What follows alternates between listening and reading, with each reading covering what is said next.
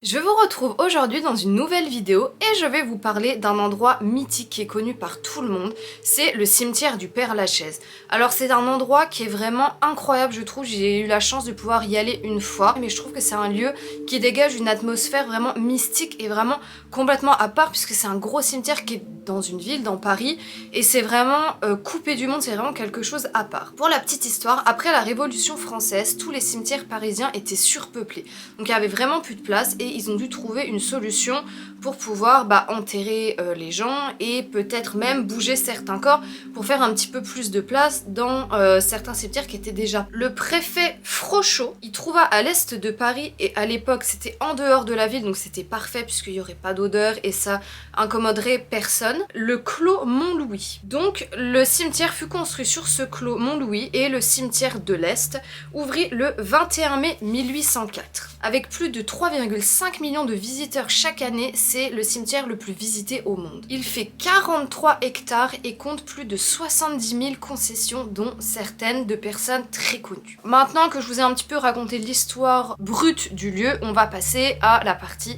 un petit peu plus intéressante, la partie paranormale. Dans l'allée des dragons, vous pourriez rencontrer le fantôme d'un homme avec le cœur brisé par une actrice. Depuis 1937, Mademoiselle Clairon, une actrice, justement, est enterrée dans cette allée. À l'époque, elle fut harcelée par un homme qui était fou amoureux d'elle. Elle l'a éconduit et l'homme, de désespoir, s'est suicidé. Donc on pense que le fantôme de l'homme qui erre est le fantôme de l'homme que Mademoiselle Clairon a éconduit à l'époque. Ensuite, il y a la Dame en Blanc, qui est un personnage assez connu du cimetière.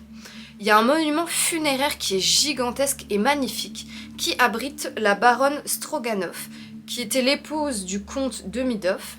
Elle a été exilée à Paris sans son mari, toute seule, donc elle est arrivée là sans connaître personne, et elle est morte à 40 ans à la tête d'une très grosse fortune.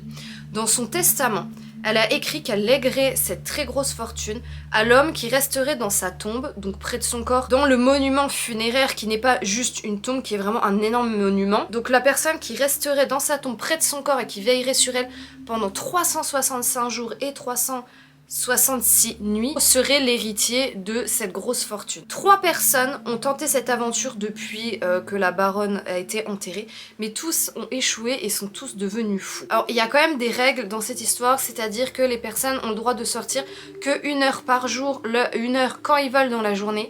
Ils n'ont pas le droit de recevoir de visite. Les repas doivent leur être livrés devant, en fait, ils n'ont pas le droit du tout de sortir ni de la tombe ni du cimetière et ils ont vraiment que 1 heure par jour pour prendre l'air, donc c'est vraiment des conditions un petit peu folles on va dire pour hériter d'une fortune comme celle-là. Donc est-ce que la fortune existe vraiment? Est-ce que c'est un mythe? On ne saura pas, mais on sait quand même qu'il y a des personnes qui ont essayé et si vous regardez un petit peu sur internet, vous pourrez même trouver la lettre de candidature d'un des candidats qui a tenté de rester toute une année donc dans le monument funéraire de cette dame blanche. Et donc maintenant apparemment cette baronne, donc qui est aperçue comme une dame blanche, donc habillée tout de blanc, arpenterait toujours le cimetière à la recherche de nouveaux candidats. On va passer maintenant à un personnage qui je trouve est très important, surtout pour les personnes qui sont intéressées par le paranormal, par la communication avec les défunts, avec les esprits, etc. Je vais bien sûr parler de Allan Kardec, qui est le maître du spiritisme, de son vrai nom Hippolyte Rivail, qui est né en 1804 à Lyon. Donc Allan Kardec, c'est la grande référence dans la communication avec les défunts. Il va publier dans sa vie 5 ouvrages qui parlent de ça et qui sont encore de nos jours une référence dans la matière. Donc on parle encore de nos jours d'Allan Kardec. De son vivant, il a notamment travaillé pour Victor Hugo et pour Sir Conan Doyle. Donc c'est pas n'importe qui, c'est pas quelqu'un qui s'est autoproclamé je sais pas quoi. C'est quand même quelqu'un qui était vraiment très reconnu et connu à son époque et qui l'est encore de nos jours. Et ce fameux Allan Kardec a fait une déclaration de son vivant qui a été pris en note et qu'on retrouve encore aujourd'hui. Il aurait dit: après ma mort, si vous passez me voir, posez la main sur la nuque de la statue qui surplombera ma tombe, puis faites un vœu. Si vous êtes exaucé, revenez avec des fleurs. Sa tombe est l'une des plus fleuries de tout le cimetière. Donc voilà, il n'y a pas besoin d'en dire plus. On va ensuite parler d'une personne très célèbre aussi, c'est Jim Morrison. Donc il s'est passé quelque chose de très étrange en 1997, pendant qu'un historien du rock, Brett Messner, qui était de passage à Paris, s'est rendu sur la tombe de Jim Morrison, qui est son idole, et il s'est fait prendre en photo devant la tombe par un de ses amis. Mais ce n'est qu'une fois rentré de voyage en ayant ayant développé la photo et en la montrant à plusieurs personnes, qui va se rendre compte, grâce à une de ses collègues qui va voir la photo et qui va lui montrer que le fantôme de Jim Morrison est présent sur la photo et qu'il apparaît sur la photo. Pareil, cette photo, si j'arrive à la trouver, mais normalement oui, je vous la mettrai ici, je sais plus de quel côté, mais on voit clairement le fantôme qui pose dans une pose assez emblématique de Jim Morrison, et c'est assez fou puisque la photo a été étudiée en détail pour voir s'il n'y avait pas eu un montage ou des effets qui ont été ajoutés à la photo, et il n'y a rien, la photo n'a pas du tout été modifiée, donc on peut fortement penser que elle est authentique et que c'était vraiment le fantôme de Jim Morrison qui se trouvait derrière cet homme qui a été pris en photo. Aux alentours de la tombe du poète Gérard de Nerval, des apparitions d'un homme en tenue 19e siècle ont été rapportées.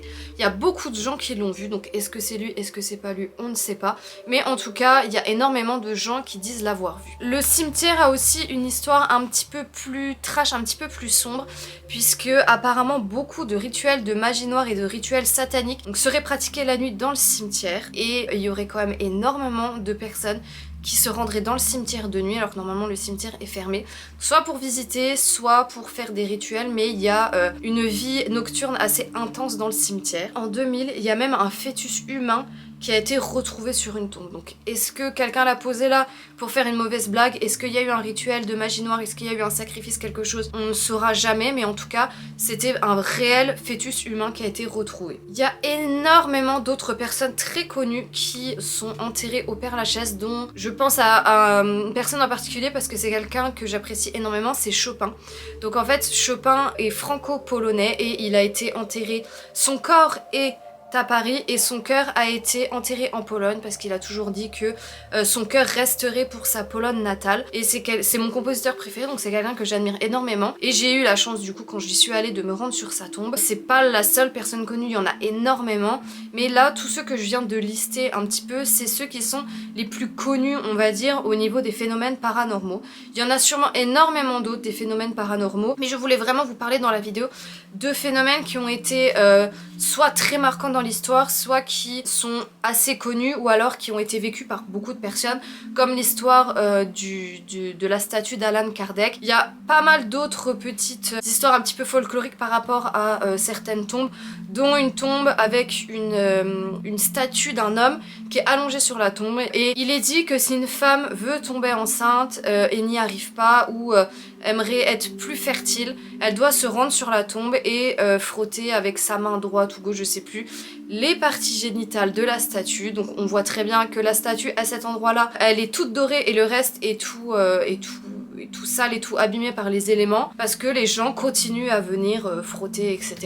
Donc c'est un petit peu le folklore qui est autour de ça, mais j'ai pas trouvé d'autres informations vraiment sur des phénomènes paranormaux qui se seraient passés à part ce que je vous ai raconté, ou des histoires assez marquantes. Après c'est sûr que dans un cimetière aussi grand, forcément il y a énormément de phénomènes paranormaux, énormément de choses, énormément d'énergie en fait qui se dégage de ce lieu. Donc si jamais vous avez des informations, vous avez entendu parler de quelque chose qui s'est passé au Père-Lachaise ou d'un fantôme assez connu, n'hésitez pas à me le dire en commentaire, parce que c'est vrai que j'ai énormément cherché et que j'ai pas trouvé beaucoup d'infos sur cet aspect là en fait du cimetière, donc ça m'intéresse énormément. Et je vais m'arrêter là-dessus. J'espère que la vidéo vous aura plu. Si c'est le cas, comme d'habitude, on n'oublie pas de la liker et de s'abonner à la chaîne, et je vous retrouve très vite pour une nouvelle vidéo.